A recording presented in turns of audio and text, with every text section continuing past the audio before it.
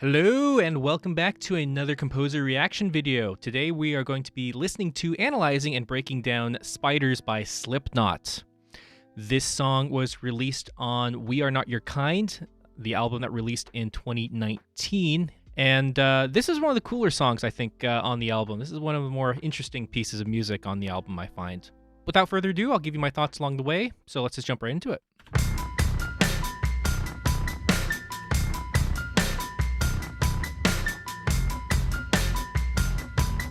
Cool, let's stop right there. First things first, we notice we are not in a regular time signature now, are we? We aren't in 1, 2, 3, 4, 1, 2, 3, 4, nor are we in something more unique like 3, 4. We're not going 1, 2, 3, 1, 2, 3, 1, 2, 3. So, what are we in? We're in some kind of 7 division. 1, 2, 3, 1, 2, 3, 4, 1, 2, 3, 1, 2, 3, 4, 1, 2, 3, 1, 2, 3, 4. There's a couple ways you can count this. You can count it as such, or you can count it as like this. 1, 2, 1, 2, 1, 2, 3, 1, 2, 1, 2, 1, 2, 3, 1, 2, 1, 2, 1, 2, 3, 1, 2, 1, 2, 1, 2, 3. The point is that we're in 7. Some sort of 7. What I think they're actually doing is if you're going to sit down and actually notate this, write it down by hand on the page, what you'll end up doing is something along the lines of probably a 3, 4, and then just shifting between 3, 4, and 4, 4, giving the illusion of it being in 7, 4. That's something that's really interesting because Slipknot doesn't do that. Tool does that all the time. I mean, we just did Tool a couple weeks ago, and Tool, I mean, of course, they love messing with fun time signatures. Slipknot, hell, they just keep it nice and simple. But when I first heard this song for the first time, I mean, I was blown away. I'm like, wait, no, did they go into 7? Oh, it was very exciting. Now, the other thing is listening to the bass. So we're in B. And if you listen to the progression, it alternates from a B to an F. Listen to it again.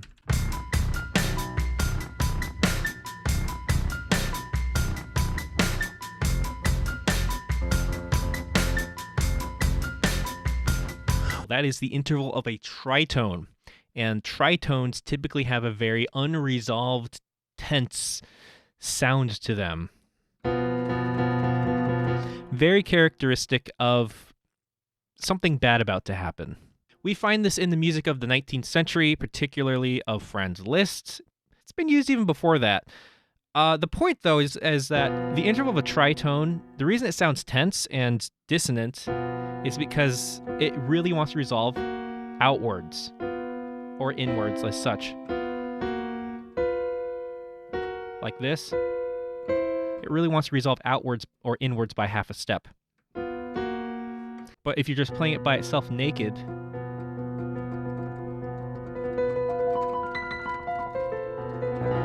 very evil sounding. Franz Liszt, for example, opens his Dante Sonata.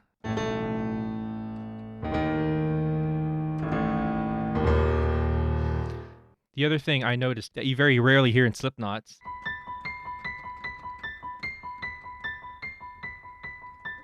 is we hear a little bit of this piano. We have a little bit of piano for once in Slipknot. That's kind of neat. The reason it's neat is because it adds a little bit of creepiness to it. It sounds very much like haunted music, haunted horror movie music. You know, you have a little bit of broken piano in the distant background. And it just gives a little bit of a creepiness to it, doesn't it? So there's already 3 things that make this music inherently creepy, just musically creepy. Is you have the time signature of it feeling off. You have the use of the tritone, which is inherently dissonant naturally by itself. And then you have a little bit of this piano figuration, which, again, makes it feel quite creepy. Love the... There it is.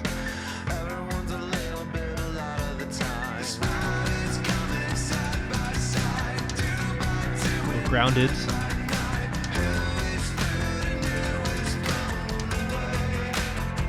There we go. Ooh, we have a D. There we go. And we finally. So when they introduced us to this D, if we were going to do a chord progression, there's not really too much of a chord progression here, but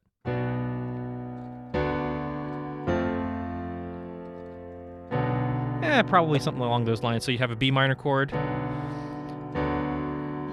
You could do a B minor first inversion chord, and then an F major chord. Oh, doesn't that sound awesome next to each other?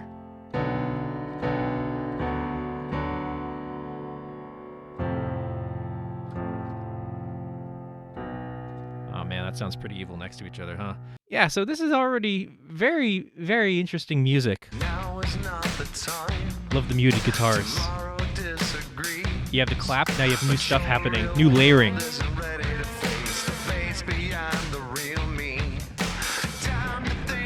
Love the piano coming back right here. That's great. Oh, so evil.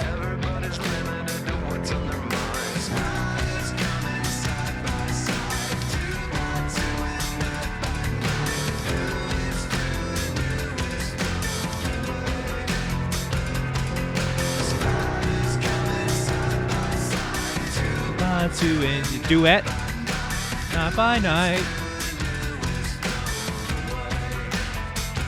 Wonderful. Oh, yeah. Oh, dirty, dirty, dirty, nasty. Yeah. So it's so slidey. Fuzzy, just distorted constantly. So I just want to pause it here. So this guitar solo is the perfect type of guitar solo needed for this type of song. We don't need a Van Halen guitar solo here, or a Slash guitar solo. Well, maybe Slash guitar solo, but what the point is less virtuosic, right? We don't need something where you're just ripping across the fretboard. We need something that is like this. It's a very struggling solo, like where you're just hanging on, it's just you're reaching for each one of these notes. I mean, and the sound of the guitar, I think, is also extremely important. It's a dirty, dirty sound. And then interesting here at this point, we have a little interlude or a bridge, so-called bridge, and this is where we go into 4/4. 1 2 3 4 1 2 3 4.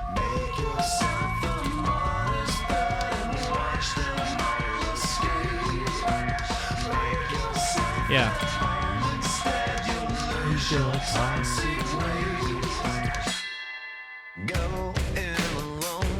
That was a lovely little transition, by the way, where you have the cymbal tap, ding, and then I love how it like just overlaps and it carries over into the returning verse and chorus section. And here's the thing. When you do a verse and a chorus, you can make it very dry and repetitive by doing exactly the same thing over and over and over again. But they don't do that here. Instead, what they do is every time the chorus comes back, the verse and the chorus comes back, there's always something a little bit different. They mix up the timbres. They add a little bit of instrumentation. They do maybe a different drum pattern. Something's always different. Everyone's a little bitter all of the time. Love that. That's nice.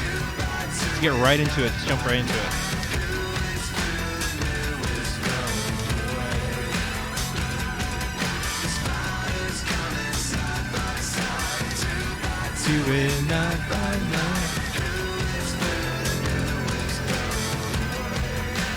Yeah, it's just really good. Just excellent stuff.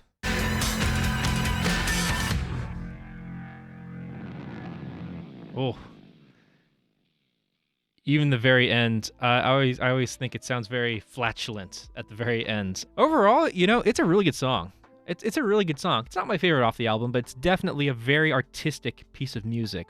Lots of stuff that's going on in it, and it's structured very nicely. It's structured just like a normal pop song, just like a normal rock song that you'd normally find. Verse, chorus, bridge, verse, chorus. That's the structure. Basically just an A form. Nothing much to it there. But yeah, that was pretty much my analysis of it. Fantastic piece of music. You should definitely listen to the rest of the album. And that's going to do it for us for today. Thank you all very much for tuning in. If you end up liking this video, go ahead and drop a like and subscribe as well. It's completely free and you can always change your mind in the future. But that's going to do it for me today. Thank you guys all very much for watching, and I'll see you in the next video.